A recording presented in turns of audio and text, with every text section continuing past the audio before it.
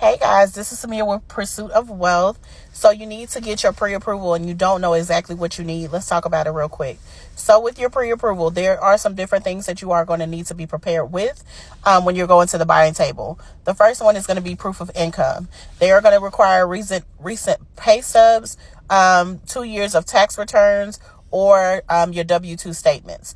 Now, they want to show that you are making consistent income and that you have been in the same industry for at least 2 years. And let me explain what that means. So if you change jobs, I know people think like, oh my gosh, I was working at a job and unfortunately I lost my job, I quit, or whatever the case is, and I may not be able to now purchase a home.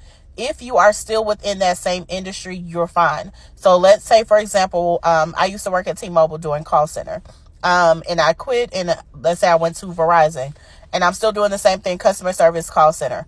All of those years in that industry is going to count.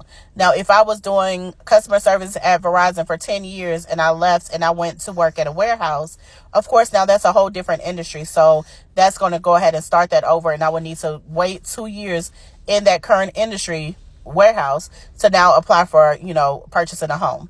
The next is they're going to want to see your proof of assets, which is your bank statement. You want to make sure, please make sure that you are not overdrafting this account. The last thing you want your lender to see is that you've been hit with overdraft fees and that you have not been managing your accounts properly.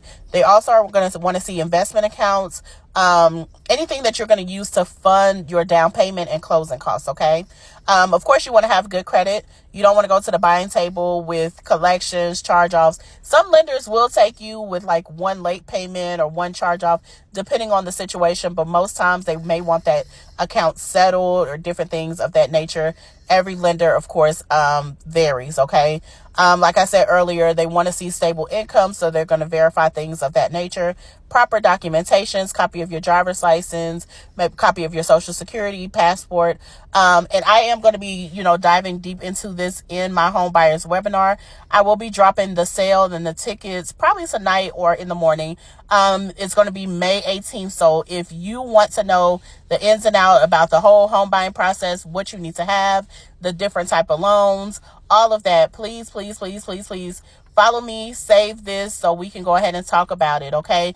And I'm going to be answering any credit questions that you may have also at the end. So I look forward to seeing you guys, and I look forward to seeing you pick your pictures posted with them keys once we get you those approvals.